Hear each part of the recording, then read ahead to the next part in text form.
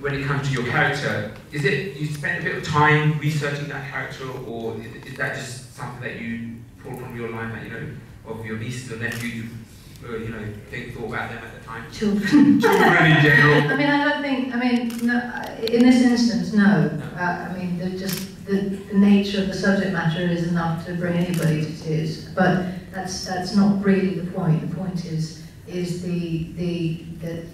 the character symbolising a reaction that we should all be having to this, you know, to this current issue, global issue, and that's what my character does, in a sense, in the film.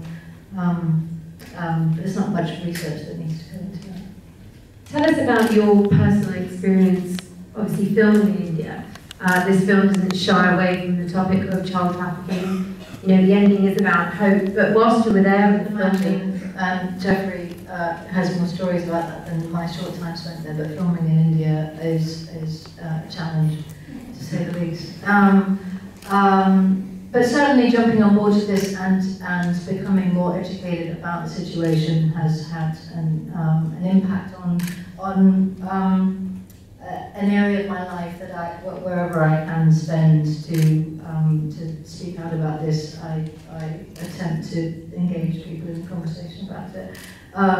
Specifically lately, doing a lot of press for other things, and we always tend to end up on this topic, whether they're good or not. But yes, so in that respect, it's certainly changed my life. Jeffrey, could you just expand on that? Has it changed your life in terms of your experience whilst filming those? The highest grossing illegal crime in the world. It's now the second highest grossing illegal crime in the world, and it's getting worse with the internet and everything else that's happening around trafficking. It's because it's so lucrative, we have to hit this issue on so many different levels. We've learned so much about how to create change. We actually held a meeting in Seattle with the attorneys general and held panels to teach them about trafficking. They then went back to their states and started changing things there. We have started a global program with Child Reach International called Taught Not Trafficked. It's starting with Nepal, because Nepal is in dire straits with trafficking. There are some villages in the highest, in the regions that are at the greatest risk, and where there are no girls over the age of 10.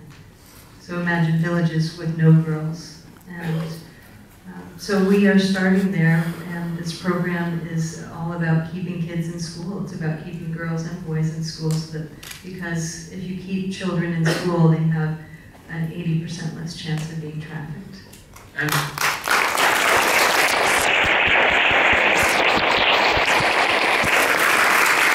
when you were doing research for this film, I mean, there's a bigger issue here when it came to corruption and these issues of corruption and poverty and the government.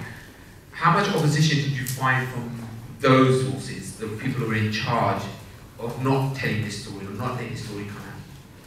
We actually haven't hit any of that ourselves right now. I think the issue is so in the press, and people are learning about it more and more, that it's embarrassing for them. You know, they're still hiding it, there's still corruption happening, but we're going to embarrass them into stopping this. You know, this is something that has to stop. We all have to say, you know, not on our watch, this just can't happen anymore. This question goes to both Gillian and Jeffrey. I understand during preparation and filming, you did actually meet with real-life victims of child trafficking. Tell us about your experience during that time. These atrocities, it's not appropriate for us to sit down and say, tell me your story. So it was mostly speaking to the people who were running the organisations, talking to them about what their procedure was. I was actually surprised in one of the places that we visited that that education was not compulsory within the orphanage. I was a little bit shocked by that. But it was education. I think you spent quite a bit more time in those places than I had an opportunity. There was one kid, she was 9, and she just kept following me around, and I really, you know, spent a bit of time talking to her, and it turned out her story was she found out she was being trafficked, and she jumped off a train, and she hid at night for several weeks and foraged for food, and finally found her way to this orphanage. And I called my wife and I said, we've got to adopt this kid. He's an amazing kid.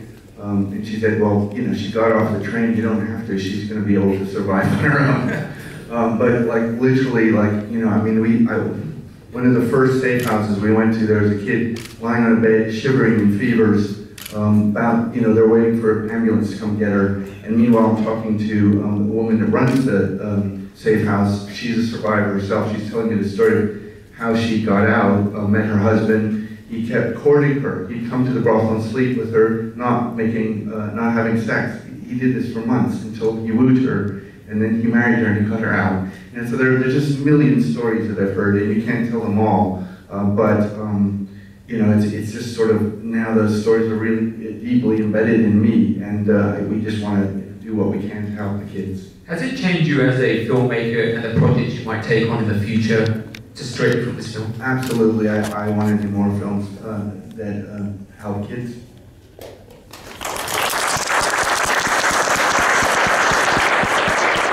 I'd like to extend that question that I asked Jane earlier on to Jeffrey and Gillian in terms of your own personal thoughts and how we can tackle this problem we're here in London.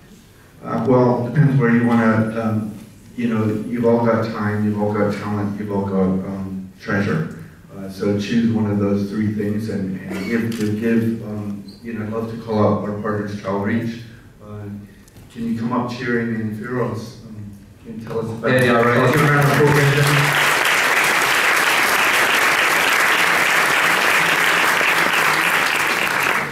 Please, have a seat. There you go, have a seat. Faraz, it's lovely to see you again. Thank you so much for coming here today. It was lovely to have you on the show at BBC London on the weekend. Could you just elaborate, I guess, on what Jeffrey, Gillian and Jane have been talking about in terms of the importance for change from our perspective here in the West, in London? Well, thanks for having me here. Thank you, Jeffrey, Jane. Thank you so much for the opportunity to be here.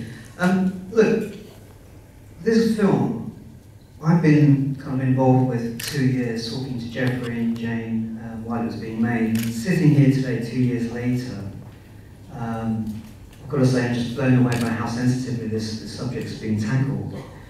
The story of Lakshmi is a 13-year-old girl. You know, it's a compelling one, and there are 200,000 Middle East girls at this particular moment in time who are working in Indian brothels, who are forced to work in Indian brothels, should I say. And you know what? We can do something about this. We can really stop this. I feel compelled, as a human being, as a father, you know, as the chief executive of a children's charity here, that we can stop this. The human trafficking is a massive issue, and we're talking about 1.2 million children every year being trafficked. And imagine the story of Lakshmi repeated over and over again, over and over again. So today, we've launched a campaign called Talk Not Traffic here in London and in Nepal. The aim of the campaign, I think, James so eloquently described it, is to try to keep girls like Lakshmi in school and education, so that we'll be able to prevent them from being trafficked. And also to try and get some of the survivors from centres where they've escaped from to go and talk to communities, to go and talk to parents in communities, should I say, to talk to over 35,000 people within some of the high-risk areas in Nepal. To explain one of your performance pals with you. So, Jane, we round of applause for you. For coming down from London. Thank you so much. And very much, you're the guy on the ground. One of the characters, some of the characters from there who are very much in those communities trying to help these girls. And you would say the closest person to these communities and trying to make a difference on the ground. What do you think about this film, and what do you think the message is of this film for our community here in London? Thank you very much, Jeffrey and Jane. I never thought that this would come out like this. I was seriously sitting over there and having tears in my eyes, and also feeling really, really angry. And my message is, stop child trafficking. That should be stopped. And there's 20,000 children get trafficked out in Nepal every year. Since the movie is made, there might be 40,000. And if we don't do anything now, next 5 years there will be 100,000. And what is government of Nepal doing about this? this is a very, very good question. Everybody's doing their best, but we need to shine the light on the issues, and which Jeffrey and Jane has done it. And this is not a one-country problem, it's a global problem. This is not only the children being trafficked from Nepal to India. There's somebody creating a business out there as well. Yeah, right here in London, there's lots of trafficking. It's Helen Bamber Foundation in the house. Are they here tonight?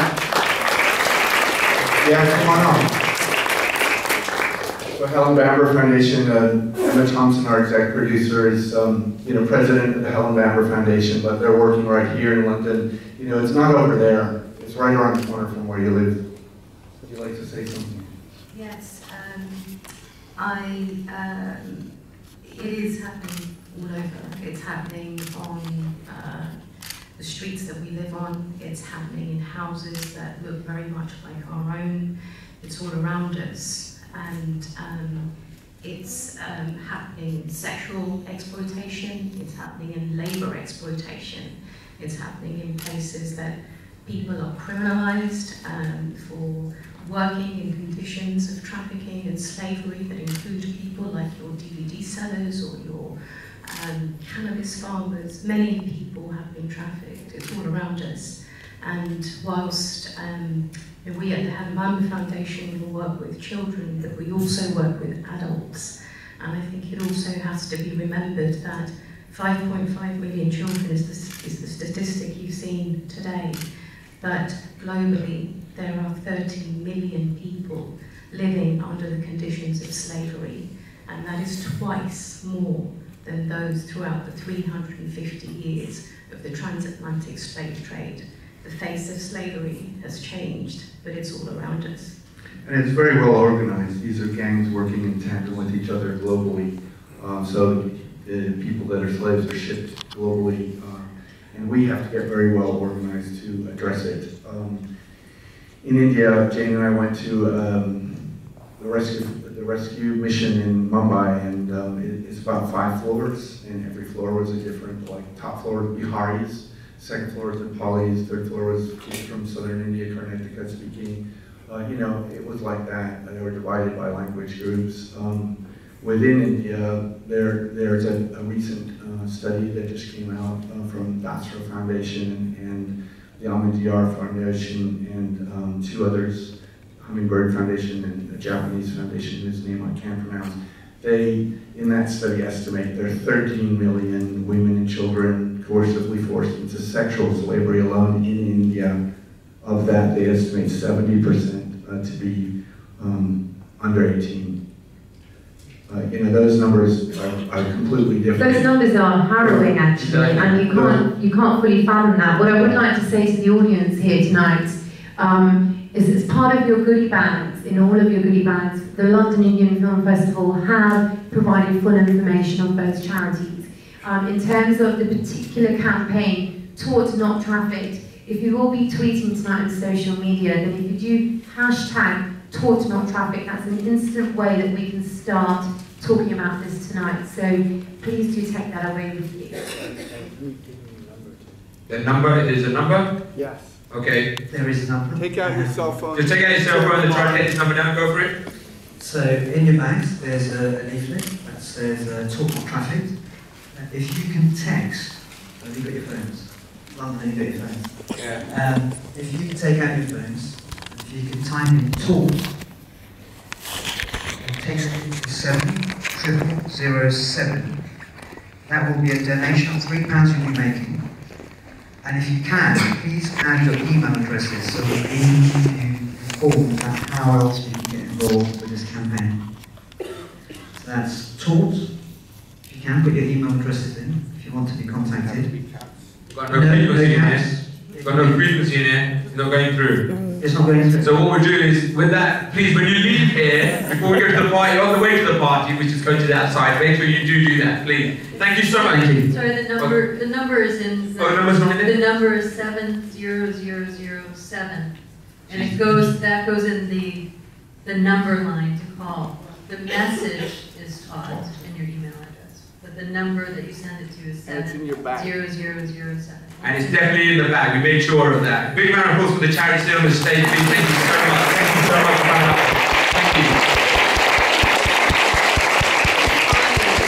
Thank you.